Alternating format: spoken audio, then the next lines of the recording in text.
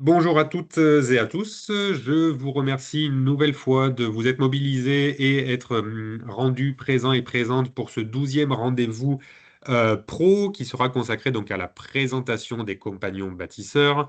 Je profite évidemment de l'occasion de remercier vivement Madame Catherine Petit qui s'est prêtée à l'exercice et qui va donc jusqu'à 15 heures environ pouvoir vous expliquer un petit peu les missions et tout ce que peuvent faire les compagnons bâtisseurs et plus particulièrement un focus voilà, sur les situations de Diogène avec le syndrome de Diogène car on s'est tous retrouvés confrontés, je pense, de près ou de loin, en tout cas avec des situations de ce type-là.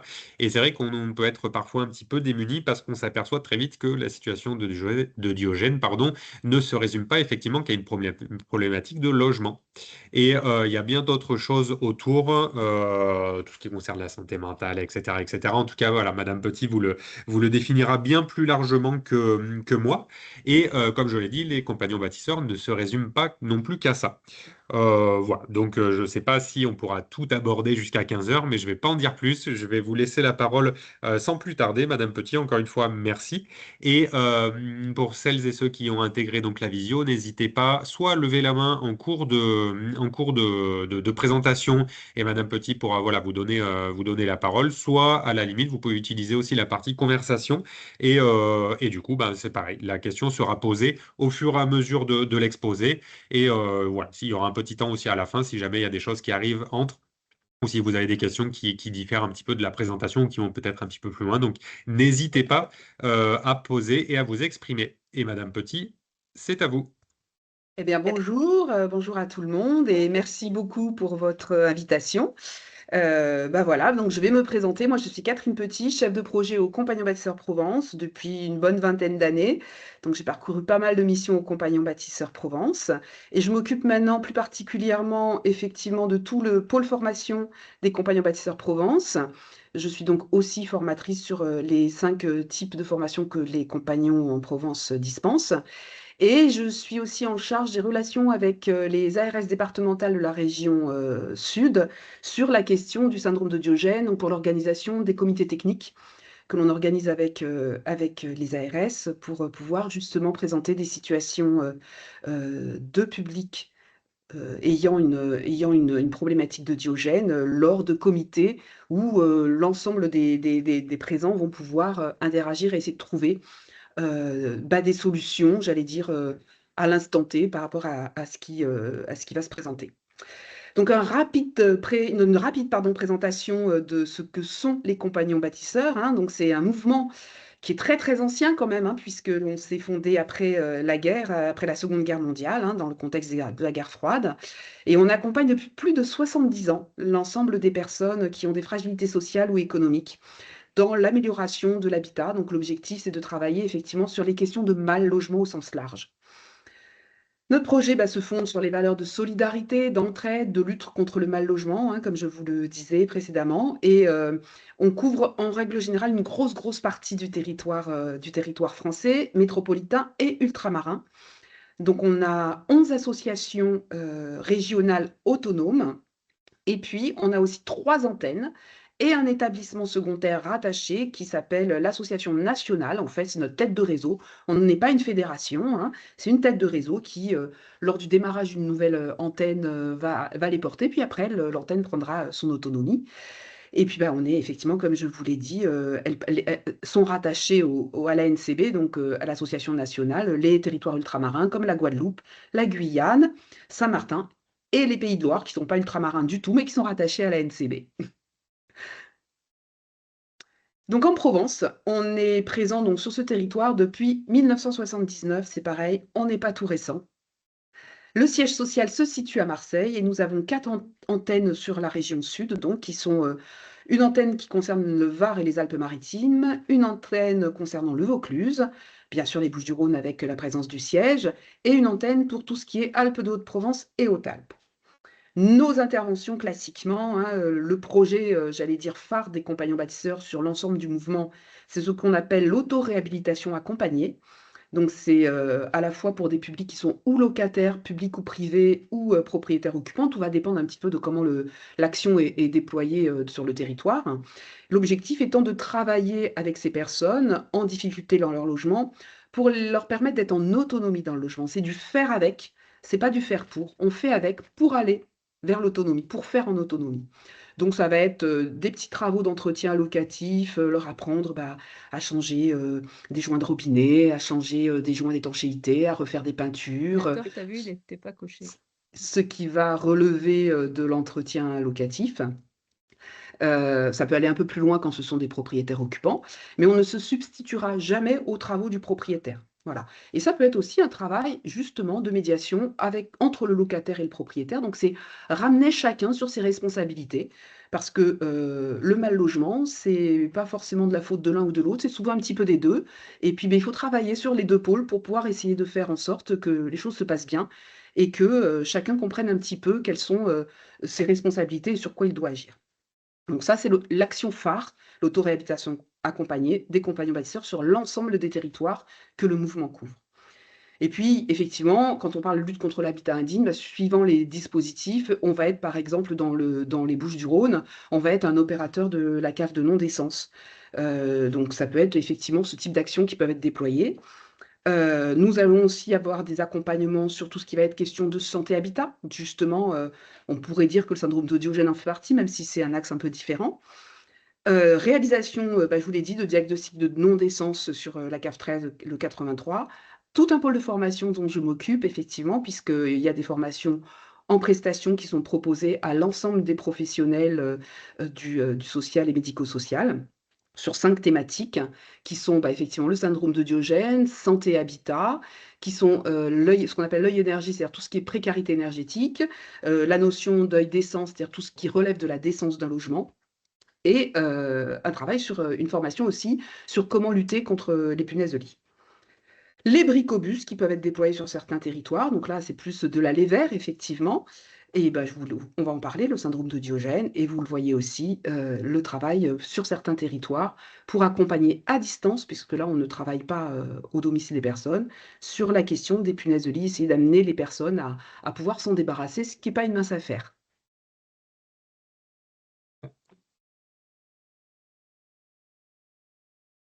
Alors, le travail que nous présentons sur le syndrome de Diogène, alors déjà, nous avons 2 actions aux compagnons bâtisseurs qui notamment touchent le territoire du 13.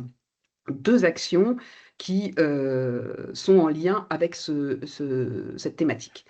La première, qu'on appelle l'action Diogène, ARS, c'est parce que nous avons un financement régional de la part de l'ARS pour travailler sur ce sujet, et cette action va se déployer sur l'ensemble de la région sud, mais par contre pas de la même manière d'un département à un autre, puisque chaque délégation départementale de l'ARS va, j'allais dire, à la carte, déployer l'action. Donc c'est une action qui existe depuis 2017, et donc effectivement, nous l'avons déployée, pour travailler avec ce type de public, parce que c'est un public qu'on a très rapidement rencontré dans le cadre justement de nos missions, d'autoréhabilitation accompagnée. Et comme les compagnons bâtisseurs, on n'aime pas du tout laisser les personnes sur le côté, parce qu'on ne sait pas faire, et on s'y est intéressé, on s'est formé et on a développé ce type d'action qui a été très vite repéré par, l'ARS, parce qu'effectivement, c'était un moyen d'essayer de travailler sur ces situations et d'améliorer le quotidien de ces personnes. Donc c'était une expérimentation qui était au départ à l'échelle varoise et puis qui s'est étendue au fur et à mesure sur l'ensemble de la région PACA. Le public, c'est toute personne présentant ce syndrome de Diogène, hein, qui soit locataire du parc public, du parc privé ou propriétaire occupant, c'est vraiment tout type de personnes, ayant vraiment une problématique pour se séparer des objets. Et puis, comme nous dispensons aussi de la formation, on en parlera peut-être un petit peu plus après, dans le cadre de la prestation de service, ça s'adresse aussi aux professionnels de l'accompagnement, par le volet formation, mais aussi, on va le voir, par le volet aussi des conseils et de ce qu'on appelle la hotline, où les professionnels peuvent nous appeler pour pouvoir discuter d'une situation, et puis on essaye ensemble de voir vers quoi orienter cette situation, comment essayer de trouver une, j'allais dire, une manière de travailler avec la personne. Ce qui n'est pas toujours très simple, et je pense que vous le savez parce que vous devez avoir déjà pas mal de situations concrètes pour lesquels vous devez vous trouver en difficulté. Donc l'objectif, bah, c'est de favoriser le maintien dans les lieux sans risque pour la santé et la sécurité à la fois des personnes qui développent ce trouble, mais aussi pour leur environnement proche ou pour leur voisinage. Et donc ça, je vais insister un petit peu là-dessus parce qu'effectivement, on ne doit travailler que sur ce qui pose problème pour la santé ou la sécurité des personnes. Parce qu'effectivement, chacun a le droit de vivre dans son environnement tel qu'il le conçoit.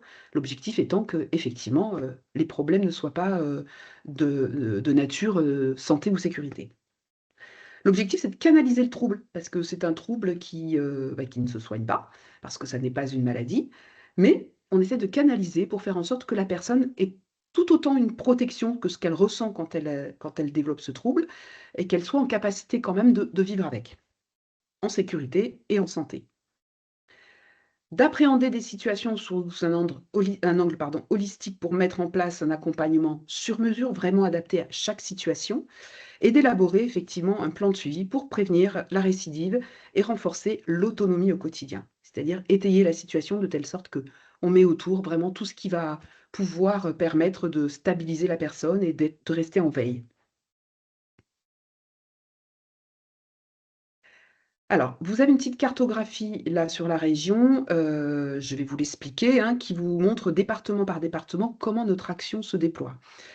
On a effectivement sur les 6 départements, 3 des départements, ont décidé, de travailler avec nous sur un accompagnement physique au domicile. On ne se substitue pas à une entreprise qui va venir faire le débarrassage ou, voilà, qui va travailler sur le nettoyage, c'est pas notre objectif. Nous, on travaille avec l'habitant pour pouvoir essayer d'amener une autre manière de vivre dans le logement. Donc 3 départements, le 04, le 05 et le 84 sur lequel on peut avoir effectivement, des actions physiques. Et 3 autres départements qui n'ont pas choisi que l'on intervienne physiquement, mais qui ont plutôt choisi d'avoir un guichet unique qui va recenser les situations. Donc les professionnels orientent sur ce guichet unique, on verra après de quelle manière. Et effectivement, ça sert à la fois d'outil statistique, mais c'est aussi nous, à chaque fois, on réappelle les personnes, on repasse un petit coup de téléphone aux personnes qui ont fait l'orientation pour essayer de décortiquer la situation avec et de voir, bah, ce qui a été mis en place, ce qui pourrait être mis en place, qui n'avait peut-être pas été, pensé, et comment on peut essayer d'améliorer la chose. Et on propose aussi que ces situations puissent être présentées dans le cadre des COTEC. Alors les COTEC, ils ont lieu sur tous les territoires, sur les 6 départements. Ils sont généralement organisés dans les locaux de l'ARS départementale. Et là, autour de la table, vous allez avoir bah, l'ARS, bien sûr, les services d'hygiène des communes concernées par les situations qui sont présentées. Vous pouvez avoir aussi des fois les personnels de santé. Sur certains territoires, on a effectivement les professionnels des hôpitaux, ou on peut avoir aussi les CMP, on peut avoir, quand il y a les médecins de l'ARS sur certains territoires. Vous avez effectivement le DAC qui est un très gros partenaire avec nous et on travaille vraiment main dans la main. Voilà, tout ce petit monde autour de la table pour essayer de réfléchir collégialement sur une situation et d'essayer de trouver une solution. Donc pour le département du 13, il y a une petite particularité. Alors je crois que votre territoire malheureusement, Arles ne faisant pas partie enfin votre territoire ne faisant pas partie de la métropole Aix-Marseille, effectivement cela vous concerne pas, mais je vous le dis quand même, hein, pour, le territoire, de la métropole Aix-Marseille, on a un petit financement supplémentaire qui nous permet pour le parc public d'avoir une quinzaine de nouvelles situations et d'accompagnement physique au domicile de ces publics, mais exclusivement pour les communes de la métropole Aix-Marseille, pour le parc public. Voilà, sinon, c'est le cadre de l'action globale ARS et effectivement, pas d'accompagnement physique, mais le guichet unique, la hotline et l'écothèque. Donc voilà pour la présentation assez succincte.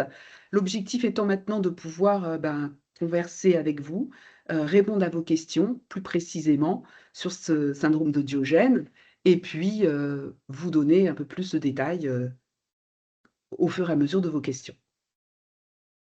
Super, merci. Bah moi, j'en avais déjà une. Vous venez de Oui. me parler justement des comités techniques. Qui les sollicite? Est-ce que tout un chacun peut le faire? Est-ce quelle est la procédure? Est-ce qu'il y a des, je sais pas moi, une feuille, une fiche de saisine à remplir?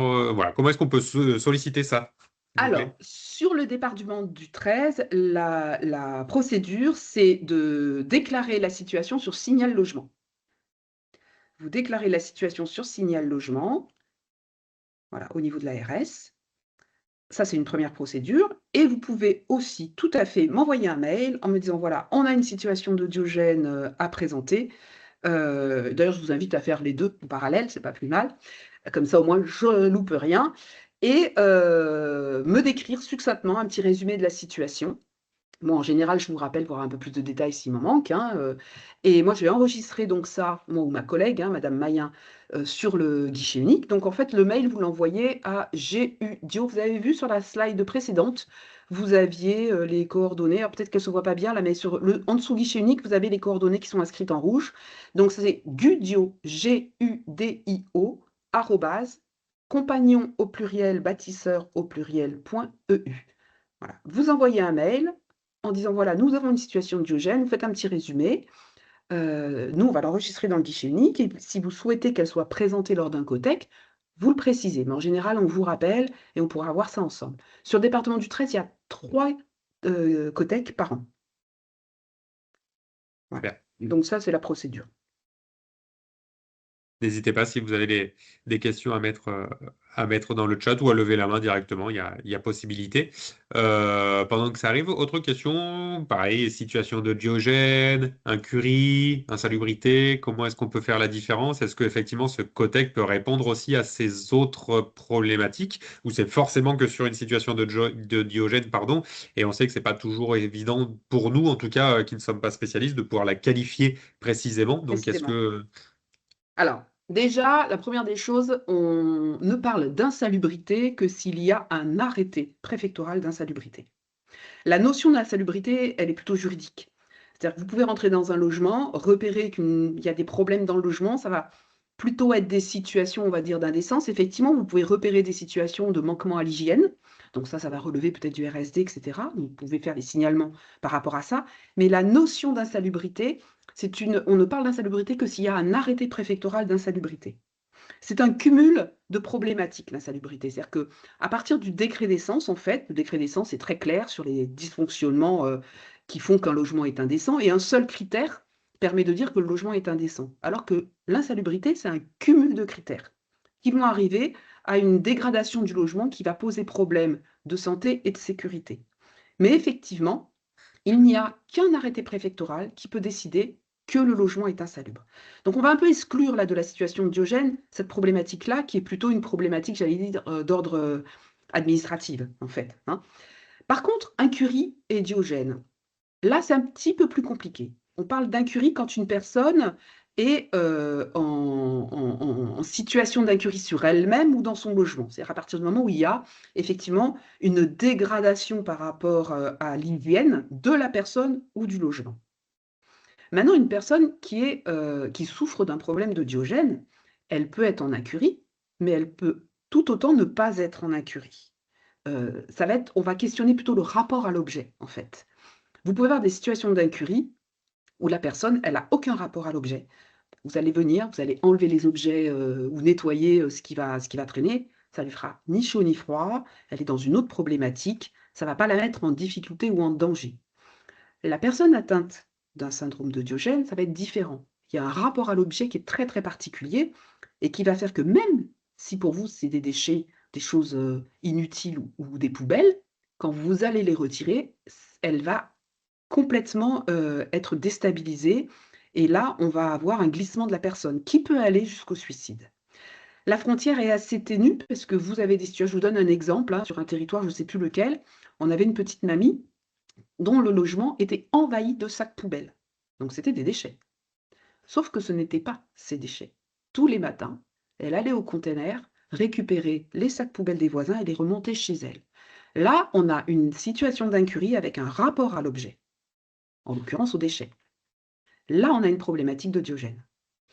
La personne qui va souffrir d'un syndrome de Diogène ne demandera pas d'aide en général. C'est plutôt des personnes qui ont dit qu'elles ont besoin de tout, mais qu'elles ne demandent rien.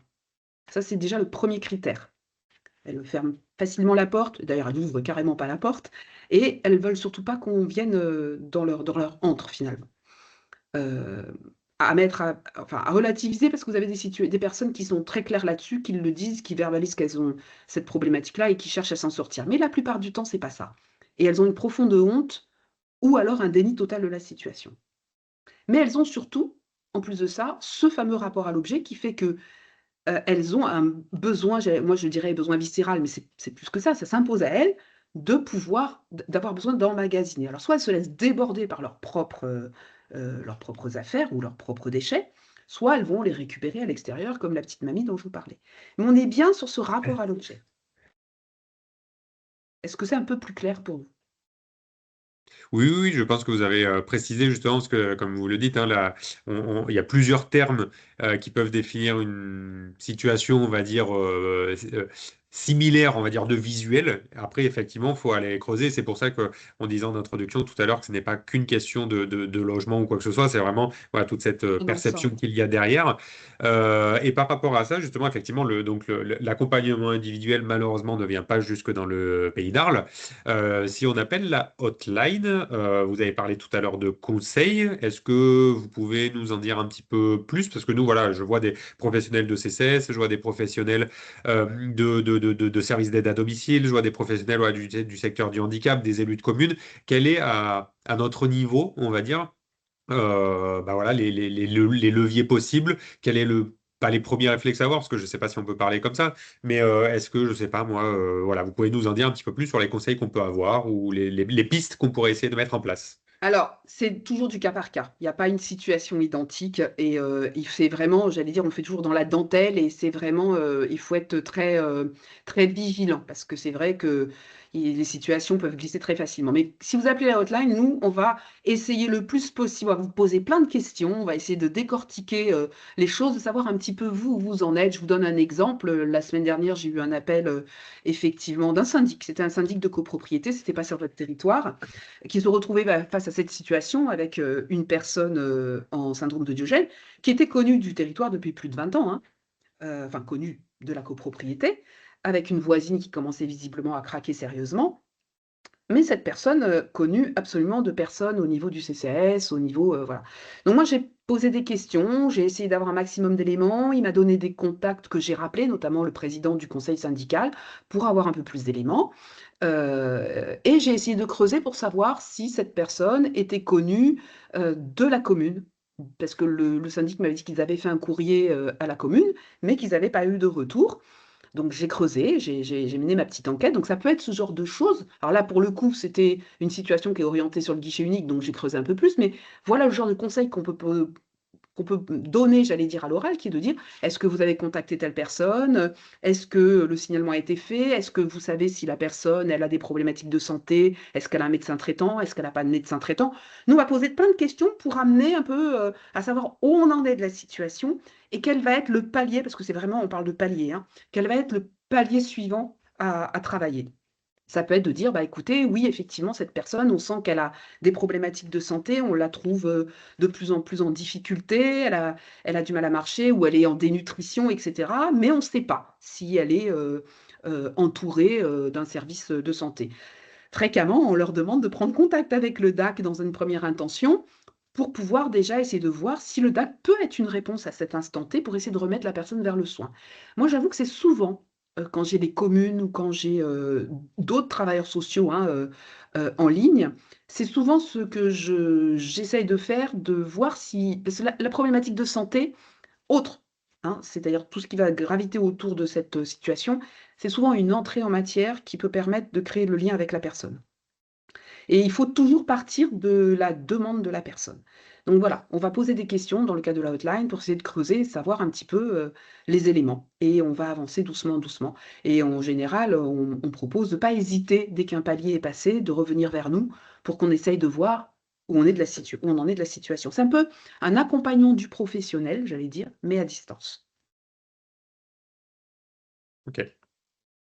Je lis une question là, même si j'ai déjà des éléments de connaissance, c'est toujours bien de repartager la réponse. Est-ce que l'on peut partager le numéro de la hotline directement à la personne ou à un aidant? Alors, la première et après il y a une question sur le syndrome, de Noé. On va répondre aux 2. Alors, la hotline, elle est pas faite pour les personnes, elle est faite effectivement pour les professionnels ou les aidants. Ça, c'est clair. Par contre, le guichet unique, il n'est que pour les professionnels. Voilà. Concernant le syndrome de Noé, alors le syndrome de Noé, ça fonctionne de la même manière qu'un syndrome de Diogène, sauf que là, ce sont des animaux. Et c'est beaucoup plus compliqué parce que ce sont des êtres vivants. Mais effectivement, pour une personne qui a le syndrome de Diogène, les animaux, c'est exactement pareil que les sacs poubelles de la petite mamie. C'est-à-dire qu'il y a pas cette, vraiment cette notion d'affect, hein. Et d'ailleurs, souvent, on retrouve des cadavres d'animaux dans le logement, où les animaux sont maltraités, ou tout du moins pas bien nourris, et cetera. C'est vraiment des situations compliquées. Tout va dépendre, j'allais dire, du niveau, du nombre d'animaux qu'il va y avoir dans le logement. Mais c'est vrai que la plupart du temps, ce qu'on essaye de conseiller, enfin ce qu'on conseille la plupart du temps, c'est quand même de se mettre en relation avec les services de la commune, parce que tous les services de la commune, ont enfin tous, normalement, il y a des services, adaptés à ça, ou avec, la SPA pour essayer de faire en sorte déjà de protéger les animaux. C'est pas toujours très simple, hein, le syndrome de Noé, ça j'avoue que mais n'hésitez pas à nous appeler, on essaye de voir un peu où en sont les situations. Mais effectivement, le syndrome de Noé, la première des choses à faire, c'est ça, c'est de se mettre en relation soit avec la SPA, soit avec les services de la commune concernés pour, bah, mettre en sécurité les animaux la plupart du temps. Super. Vous avez parlé tout à l'heure de formation. Est-ce Oui, que là, voilà, je vois tout un tas de partenaires, comme je le disais, voilà, avec des CCS, avec des services d'aide à domicile, en tout cas avec des organismes, ou même le secteur du effectivement. handicap, avec des organismes qui vont à domicile des personnes. Est-ce que du coup, vous proposez des formations bah, justement à destination de ces publics-là pour peut-être sensibiliser les équipes et les équipes opérationnelles et les managers? Parce que je pense que quand voilà, on maîtrise bien quelque chose, c'est toujours mieux de pouvoir échanger avec. Donc, est-ce que, voilà, en termes de formation, qu'est-ce que vous proposez? Tout à fait, bah, la formation que l'on a notamment sur le syndrome de Diogène, hein, moi j'aime bien avoir, des publics très différents. Alors on a, donc c'est en prestation de service, il suffit de faire alors pour le coup c'est moi, hein, je vous donnerai mon mail. Il suffit de faire appel à moi, je vous fais un devis, c'est sur une journée cette formation. Et effectivement l'objectif c'est d'avoir le matin le déroulé de l'aspect théorique, hein, qu'est-ce que le syndrome de Diogène? Comment ça se manifeste? Voilà, comment on peut travailler dessus et l'après-midi, moi j'aime bien travailler sur des cas concrets. C'est-à-dire je demande à chaque participant de venir avec une situation concrète, soit déjà gérée positivement ou négativement, hein, mais j'allais dire toute situation est intéressante à travailler, soit une situation actuelle sur laquelle ils peuvent être bloqués ou pour lequel ils ont, une impasse. Et on va essayer d'y réfléchir, on va essayer voilà, de détricoter les choses un petit peu comme ça. C'est souvent dans le concret qu'on a le plus d'éléments pour savoir comment réagir. Donc voilà comment ça se passe. Heu et effectivement, il suffit de me contacter. On peut très bien l'organiser à l'intérieur d'une structure même et après, bah, j'ai par exemple le DAC, Varest qui, depuis 2 ans, fait appel à nous, organise avec plusieurs structures, donc c'est le DAC Varest qui me passe une commande et qui organise ça à l'échelle de plusieurs structures, avec un mélange où on a des CCAS, on a, des infirmières libérales, on a, voilà, par rapport à un territoire. Donc il y a pas de souci, voilà, vous prenez contact avec moi et on essaie de réfléchir, je vous fais un devis, on essaie de réfléchir de comment le mettre en place et ça J'ai coûte laissé les absolument coordonnées justement là, donc pour avoir les adresses, votre adresse aussi. Donc, n'hésitez oui, pas à les récupérer, même si voilà, le PowerPoint sera transmis avec le compte rendu. ouais, vous avez mon Euh, adresse, ça effectivement, elle se voit et ma collègue, madame Maillard. Mais pour les formations, effectivement, c'est moi. N'hésitez pas à lever la main ou à partager pas forcément que sous forme de questions, hein, ça peut être voilà, de voir une situation, ça peut peut-être vous remémorer certaines choses. Donc, n'hésitez pas. Moi, je pose celles qui me viennent en tête pour alimenter un petit peu tout ça, mais c'est bien évidemment, la parole était également à vous. Et pendant que les gens, justement, écrivent, parce que j'imagine qu'il va y avoir des questions, enfin, rassurez-nous, je ne sais pas si c'est le terme, mais toute situation de Diogène n'est pas irrémédiable. Est-ce qu'il y a, en termes de personnes qui justement arrivent à pouvoir bah, changer peut-être ce rapport à l'objet. Voilà, en termes je ne vais pas parler de guérison, vous avez dit tout à l'heure que c'était pas une maladie, mais en termes voilà, la situation va vers du positif, on va dire. Est-ce que du coup, ça peut se retrouver dans chacune, ou est-ce qu'il y en a, bah, il y en a où c'est pas possible du tout? Combien de temps ça prend? Voilà, pour à peu près avoir un ordre d'idée, ce qui me semble que c'est assez long quand même comme Ça processus. pourrait être très long, ouais. Bah, en fait, encore une fois, le problème sur ces situations-là, c'est qu'il y a pas de règle, voilà, il y a pas de Eh oui. recette miracle et puis que chaque situation est différente, hein. Alors quand je disais: «C'est pas une maladie», c'est vrai. Le syndrome de Diogène en lui-même, les psys, vont vous dire, c'est pas une maladie, ils vont pas travailler sur le syndrome de Diogène. Par contre, on sait que, alors la majeure partie des cas, c'est traumatique.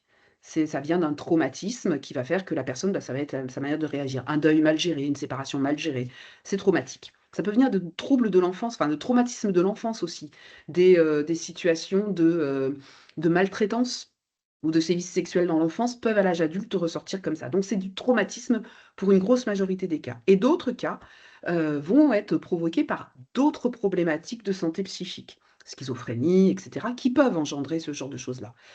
Donc en général, les médecins travaillent plutôt soit sur le traumatisme, soit, j'allais dire, sur ce qui va être autour, ce qui va avoir généré la situation anxiogène. C'est pour ça qu'on dit que c'est pas une maladie. On travaille jamais sur les médecins ne travaillent pas sur l'encombrement, ils vont travailler sur, j'allais dire, les causes externes qui ont amené à cette problématique-là. Nous, les compagnons, on n'est pas des psys, on n'est pas sur le champ médical. Nous, on va travailler sur comment ça se manifeste dans le logement. J'allais dire, quand on arrive à travailler avec un public et à mettre en place quelque chose qui va être tout aussi rassurant, une autre manière de vivre dans le logement tout aussi rassurante, on va canaliser le trouble. Moi, je parle vraiment de canalisation du trouble.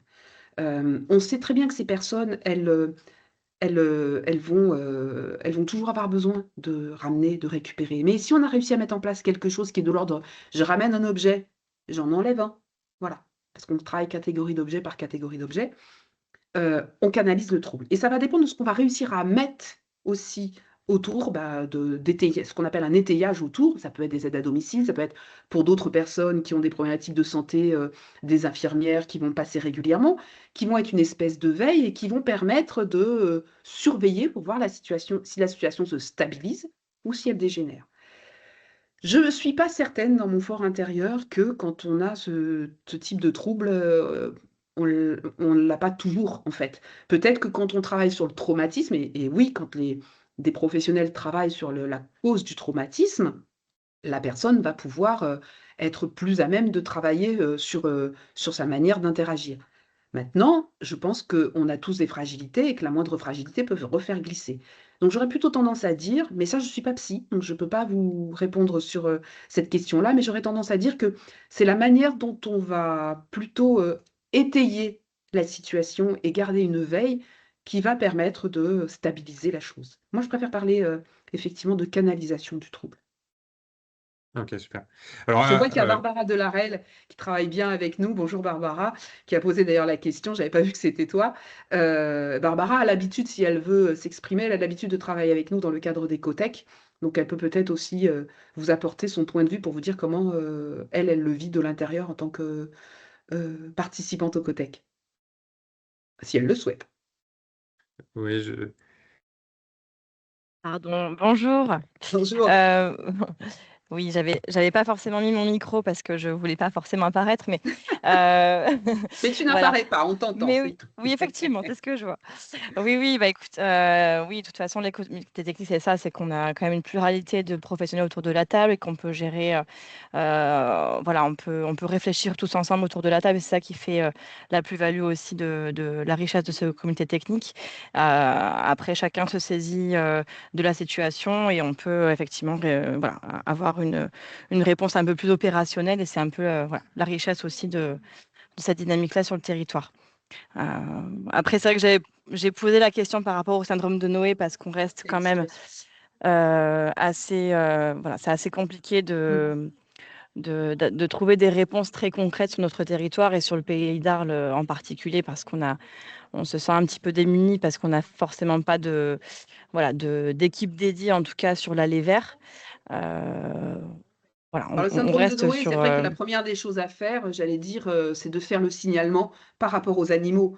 Donc effectivement, de le signaler à la commune, de faire aussi sur Signal Logement. Signal Logement, c'est une très très bonne entrée pour tout ça, hein. N'hésitez pas, parce que du coup, ça va être réorienté vers les personnes concernées. Donc à partir du moment où il y a une accumulation d'animaux avec maltraitance, hein, la commune va s'en saisir ou l'office, le service, j'allais dire, concerné, hein. Et ça permet effectivement déjà de travailler sur la protection de l'animal. Et après, une fois que ça c'est géré, j'allais dire, tu vas travailler dessus de la même manière qu'avec les autres situations, Mais qui c'est sont vrai que c'est tout bien aussi compliquées. que tu en reparles de Signal Logement parce que pour le coup, sur le pays d'Arles, on est peut-être moins ancré dans ces pratiques-là qui sont peut-être un peu plus marseillais-centrées, j'ai envie de dire, sur le département du 13. Signal Logement, à ce jour, donc anciennement Histologe, pour ceux Oui, qui connaissent davantage, c'est pas forcément encore un réflexe ancré, au quotidien, enfin, en tout cas de ce que j'en observe. Donc c'est bien que tu en oui, reparles et j'avoue ok. que, tu vois, ça m'avait échappé aussi, en tout cas sur ce qui est du signalement de ces situations-là. De passer en priorité par Signal Logement et Oui, de vous mettre en doublon pour qu'on puisse, répartir un petit peu, les tâches et en tout cas alerter les services, et les autorités concerné. compétentes pour agir. Effectivement, tu parlais d'insalubrité et d'arrêté préfectoral et il me semble que Signal Logement permet aussi de, Bah, raccrocher, à la ouais, boucle vraiment les interlocuteurs, ouais. voilà, Alors, Signal Logement, c'est voilà, une qui font entrée. autorité. Voilà, Mmh. c'est un guichet unique, Signal Mm. Logement, qui fait que pour toute problématique de mal logement, que ce soit de l'indécence, que ce soit toute problématique de mal logement, vous allez sur le site de Signal Logement, anciennement Histologe, et vous allez décrire la problématique. Factuellement, je suis face à telle situation, vous décrivez ce qui se passe, ce que vous avez constaté. À partir de là, donc c'est la DDT qui gère ça. La DDT va prendre cette situation et en fonction de ce qu'elle lit, elle va le renvoyer à la collectivité concernée. C'est-à-dire que par exemple, je vous donne un exemple, vous constatez qu'il y a des fissures ou qu'il y a un balcon qui est en train de s'effondrer, je prends un cas extrême, hein, vous le signalez sur Signal Logement, si vous avez des photos, c'est bien. Là, ça va aller directement à la mairie parce que la sécurité du public, ça relève de la fonction, enfin de la collectivité municipale, c'est-à-dire ce qu'on appelait avant l'arrêté de péril, qui s'appelle maintenant l'arrêté de mise en sécurité, c'est de la police du maire, par exemple. Voilà. Après, vous allez constater qu'il y a des problématiques d'indécence dans un logement. Vous faites votre description, vous dites, bah voilà, on a constaté que ce logement respectait pas le décret d'essence sur tel et tel et tel et tel critère.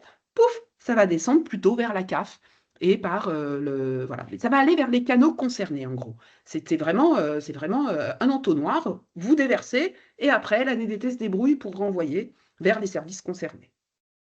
Donc voilà comment ça fonctionne. Et pour les situations donc relevant du oula, j'ai mon ordi là, du syndrome de Diogène, et ben c'est ça. Vous faites le signalement et à partir de là, et ben la DDT va certainement renvoyer donc vers l'ARS et l'ARS va revenir vers nous.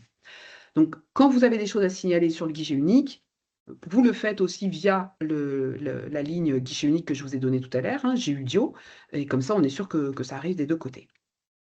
C'est ça, Est-ce que c'est un peu plus clair pour vous? Mais n'hésitez pas, Signal Logement, c'est une porte d'entrée qui est généralisée. C'est c'est vraiment le la, guichet unique où on décrit le mal logement. c'est effectivement la plateforme gouvernementale, C'est ça. hein. Barbara a donné le nom avant, c'était donc Histologe. Je pense que ça pourrait faire l'objet effectivement d'un rendez-vous pro aussi pour bien présenter, parce que là on a parlé donc de incurie, Diogène, tout ça, mais ça va, enfin ça va sur toutes les problématiques qui concernent le logement, les Oui, problématiques de voisinage, etc., tout à etc. fait. Et c'est vraiment quelque chose qui cherche à ramifier derrière avec les acteurs les plus compétents de. Et effectivement, je pense que ça pourrait être intéressant d'avoir un rendez-vous pro là-dessus. Ne serait-ce que pour essayer de faire une espèce de petite simulation de saisie, parce qu'on peut se dire, OK, c'est bon, je sais que c'est là, mais du coup, comment est-ce qu'on remplit, qu'est-ce qu'il faut, etc. Donc, effectivement, ça peut être une bonne piste Oui, pour la suite. oui, je Et pense que vous Euh, pouvez prendre contact. Oui, concrètement, en termes d'action, juste, je voulais apporter aussi voilà, l'expérience qu'on a pu avoir autour d'un syndrome de Noé, par exemple. Effectivement, Signal Logement, donc il me semble que pour le coup, on l'avait déclenché. Donc pour moi, c'est un peu un outil vecteur où on peut partager de l'information de façon sécurisée et avoir sur le même outil ou la même plateforme, on va dire, un système de communication et d'échange plutôt simplifié sur une même situation et de raccrocher au wagon les bons interlocuteurs. Mais pour moi, ça doit s'accompagner en tout cas pour des situations aussi complexes que Diogène et Noé, avec des concertations.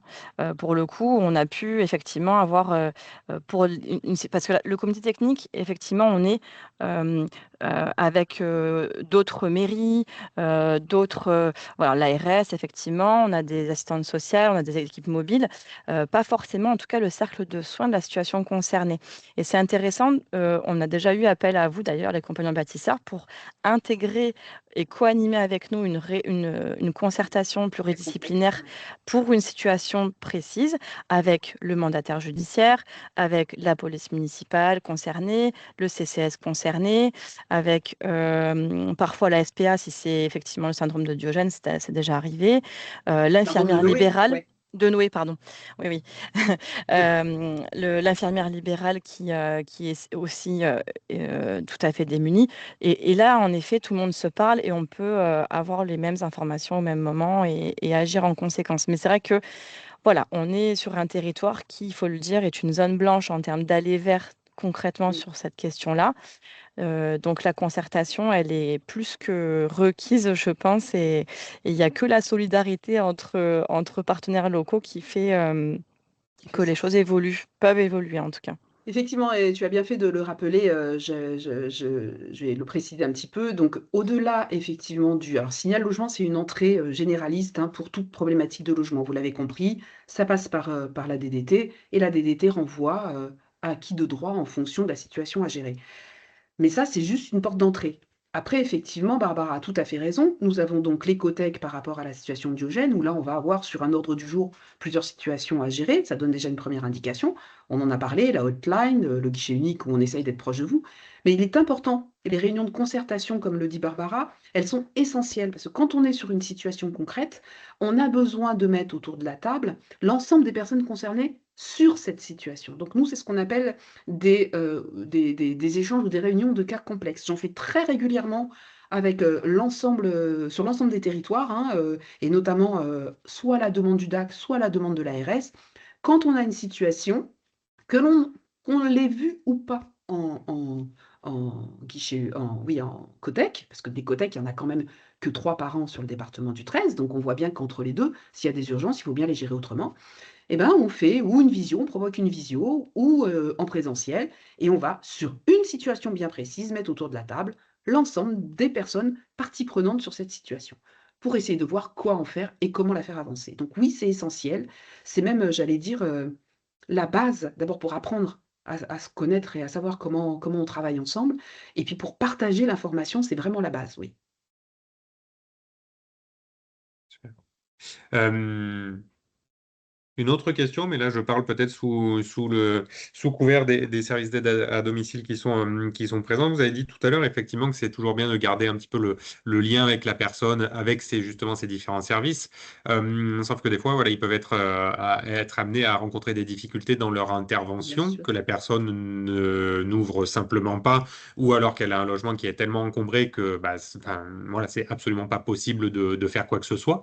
Alors, je ne sais pas si vous allez pouvoir y répondre, mais quel conseil ou quelle attitude à tenir pour justement un service d'aide à domicile qui soit voilà, tenu par la commune ou autre, on s'en fiche d'où ça provient, mais Oui. quelle est la bonne posture, si on peut parler de bonne posture, à tenir dans ces cas de figure-là, parce qu'on peut effectivement comprendre que c'est pas possible d'intervenir, et est-ce que du coup, il faut essayer, est-ce que du coup, il faut rentrer en relation, est-ce que du coup, il faut ne pas le faire, revenir après, enfin, voilà, qu'est-ce qu'on pourrait peut-être essayer de dire? Alors, effectivement, c'est pas simple parce que je peux pas me permettre, moi, de répondre à la place, j'allais dire, des structures Oui, qui, elles, vont avoir leur cadre de fonction. Vous avez des services d'aide à domicile qui vont dire, non, mais, et la majeure partie, et je les comprends, attention, qu'on soit bien bien d'accord, sûr, il n'y c'est a pour ça aucun que je pose jugement la de ma question. part, qui vont dire, non, non, mais nous, s'il y a une situation de Diogène, on ne va pas au domicile. Voilà. Il y a quelques sites, il y a quelques structures qui essayent d'y aller quand même. Donc, moi, je forme les structures d'aide à domicile quand elles sont face à ce genre de situation parce qu'effectivement, il faut quand même protéger, toute structure doit protéger ses salariés face à une situation. Et c'est très compliqué, Diogène, parce qu'on est tous des habitants et on a tous une certaine manière c'est intime le logement, d'accord? Et on a tous une certaine manière de concevoir ce que c'est que de vivre bien dans son logement. Donc ça va vous renvoyer à votre expérience personnelle et ça va vous renvoyer à votre vision de ce qu'est de bien tenir son logement. Donc c'est pas simple. Alors, là-dessus, j'émettrai pas de jugement. Que le service d'aide à domicile décide de dire nous on n'y va pas ou décide bah nous on essaie d'y aller quand même, il n'y a pas de jugement de ma part. Chacun voit comment il a la capacité de faire ou comment il est outillé pour le faire. Le conseil, c'est surtout quand on est face à des situations comme ça, de tout de suite, alors pour les personnes qui sont sur le terrain, je parle des aides à domicile elles-mêmes, de tout de suite pouvoir en référer à leur hiérarchie pour dire: «Là, je suis face à une situation comme ça», et de ne pas hésiter à dire: «Bah, là, moi, je sais pas faire. Donc j'ai besoin qu'on m'explique est-ce que j'y vais, est-ce que j'y vais pas? Qu'est-ce que je dois faire? Comment je dois m'y prendre?» Et pour effectivement les managers, tout de suite pouvoir, venir, «Vous avez vu, on est présent, vous avez, d'autres collègues autour qui peuvent être là pour vous conseiller», et de venir renvoyer les situations pour qu'on voit comment, effectivement, à l'instant T, qu'est-ce qu'il est faisable, de faire avec cette situation. Quand je parlais tout à l'heure de pouvoir étayer une situation et de remettre peut-être des aides à domicile, quand nous on travaille comme ça, à orienter pour que des aides à domicile puissent reprendre la situation, bah, c'est qu'il y a déjà eu un travail de fait en amont, et en fonction des situations, soit la personne, bah, elle a déjà fait elle-même un travail dans le domicile pour que on puisse mettre en place des aides à domicile, soit il y a eu effectivement bah, j'allais dire, des débarrassages d'office ou des nettoyages d'office, dans certains cas, ça arrive, et que derrière, effectivement, là, pour le coup, il faut tout de suite étayer en mettant en place des aides à domicile, maintenant que le logement est propre, pour pouvoir canaliser et faire en sorte que ça ne reglisse pas. Ça peut aller très, très vite, hein. Si on ne sait pas bien articuler les choses les unes derrière les autres, en 3 mois de temps, même des fois en 1 mois de temps, le logement il reprend, enfin les personnes reprennent, leurs mauvaises habitudes. Donc c'est pour ça que les temps de coordination, comme l'a dit Barbara, sont très, très importants. Parce que si par exemple la commune décide de dire: «Bah là, on est face à une situation très complexe, nous on n'a pas le choix, on va faire un débarrassage d'office». OK, mais ça veut dire qu'autour de la table, on a réuni tout le monde et que dans la temporalité, on sait ce qu'on fait en amont et en aval. En amont, on sécurise pour pas que la personne elle craque et qu'elle aille jusqu'au suicide, et puis après une fois que le débarrassage est fait, on met des choses en place pour éviter que ça recommence. Donc c'est un vrai travail de concertation avec l'ensemble des parties prenantes. Mais voilà, c'est pour ça que je ne sais pas trop si j'ai bien répondu à votre question, Paul, hein, mais c'est, toujours du cas, spécifique, mais on peut pas, il y a pas de recette miracle. Encore une fois, malheureusement, il y a pas de recette miracle, on est sur de l'humain, et l'humain, bah, vous le savez tous, c'est très compliqué. Effectivement, c'est pour ça que je vous disais, je pense qu'il n'y a pas Non, de bonne réponse ou autre, mais en tout cas, c'était pour essayer d'échanger sur les tout à fait. problématiques et les difficultés que peuvent rencontrer les acteurs du domicile, hein, Mmh, parce que voilà, c'est elles et eux qui sont confrontés en première ligne, on va dire, comme souvent, hein. D'ailleurs, les services d'aide à ah domicile oui, font un travail exceptionnel. phénoménal Mmh, voilà, et que c'est eux les premiers à être bah, en contact avec la personne et tout ça. Donc, c'est pour ça que je m'attendais effectivement pas à forcément une réponse sûre parce qu'il n'y en a pas. Vous l'avez très bien dit de toute façon que ça doit être personnalisé, ça ne peut pas être oui, ça dupliqué, peut pas ça être doit être autrement. personnalisé. Et donc du coup ça prend du temps. Et effectivement, on en revient souvent à ces questions, ou en tout cas ces problématiques de temporalité de chacun. Effectivement, la temporalité de la personne dans sa difficulté n'est pas forcément la même que la temporalité du service d'aide à domicile va intervenir, qui n'est Mmh. pas forcément la même que la temporalité du service de coordination qui est là, ou de toute Ou du bailleur de social d'ailleurs. ou du bailleur social ou du propriétaire qui peut, hein, Exactement. qui n'est pas la même aussi effectivement que les services de la commune s'il y a effectivement péril ou autre. Donc c'est vrai que, en tout cas dans la présentation que vous nous avez fait, vous pouvez être sollicité pour être, entre guillemets, vous allez me dire si je me trompe, un petit peu pas les chefs d'orchestre, mais un petit peu à la manœuvre, justement pour driver un petit peu tout ça, d'apporter des points de vigilance, d'apporter le fait, voilà, comme vous l'avez dit, d'avoir une coordination plus en amont, en aval, parce que ça peut replonger assez rapidement, et donc du coup d'être vigilant là-dessus. Parce que chacun, on a nos propres missions, on va dire, premières, et c'est vrai que des fois, on ne pense pas forcément à tout, et vous êtes l'acteur, justement, identifié pour justement avoir ces vigilances-là, voir qu'il n'y a pas de petits cailloux dans l'engrenage, voir que voilà, tout ce qui doit être mis en place le soit. Et donc, voilà, je pense que c'était l'objet, on va dire, Alors de ce effectivement, on ne fait rendez-vous pas pro. de coordination, mais En sur tout ce cas, en étant territoire. en Mais lien. par contre, effectivement, on va, comme vous l'avez très bien dit, on va poser des questions qui vont faire que on va essayer d'amener à voir si on a bien tout pris en compte, si on n'a rien oublié dans la problématique, pour essayer d'identifier tout ce qui pourrait venir, comme vous l'avez dit, mettre le petit caillou où il ne faut pas. On est dans du conseil, dans de la proposition. Après, on n'est pas là pour obliger ou pour coordonner. J'allais dire que effectivement, on va conseiller, on va dire, moi, je pense que ce serait intéressant de faire une réunion cas complexe, par exemple, comme l'a dit Barbara, et on va, avec la personne qui nous a fait l'orientation sur le guichet unique, essayer d'identifier qui est autour de cette situation. Est-ce que le CCS est au courant? Est-ce qu'il y a une infirmière libérale? Est-ce qu'il y a un service d'aide à domicile? Est-ce que le DAC a été contacté? Si c'est pas le cas, bah, je leur demande effectivement de faire un signalement au DAC et de voir s'ils peuvent être présents lors voilà. On essaye de mettre tout le monde en place, on conseille, on essaye, voilà. Mais par contre, effectivement, là, sur ce territoire, on ne fait pas de coordination sur cette action, mais on essaye d'être là pour apporter un maximum d'éléments. Et on est toujours dans le faire avec. Moi, Mhm. sans vous, je ne suis pas grand-chose. Et l'objectif, c'est ça, c'est qu'on soit tous concernés par la chose et qu'on essaye de voir chacun à son niveau ce que l'on peut apporter. On a tous C'est une ça. petite chose à apporter sur la situation. On a tous notre petite patte à mettre. Mhm. Super. En tout cas, on avance tout doucettement vers les 15 heures. On va garder Ouais. les 5 dernières minutes pour voilà, ce petit retour à chaud ou Merci. clap. Il reste encore 2 petites minutes si vous avez une réaction, une question ou tout simplement un mot à prononcer. Le temps que je vous remercie une nouvelle fois, hein, Madame Petit, d'avoir pu Ah bah, de quoi? animer ce temps-là. Ça a été, en tout cas, je l'espère pour vous, merci de votre présence, effectivement, pour toutes les personnes qui sont sur la visio. Ça a été pour vous, j'espère, en tout cas, un temps où vous avez pu soit découvrir, soit redécouvrir, soit réactualiser certaines de vos connaissances sur les compagnons bâtisseurs, hein, parce que voilà, il y a des choses qui évoluent. Vous avez bien fait voilà le distinguo et voilà sur ce côté syndrome de Diogène, mais on voit que c'est pas que ça, hein, vous l'avez dit dans la slide, il y a bien d'autres choses et que effectivement un des piliers c'est cette auto-réhabilitation accompagnée.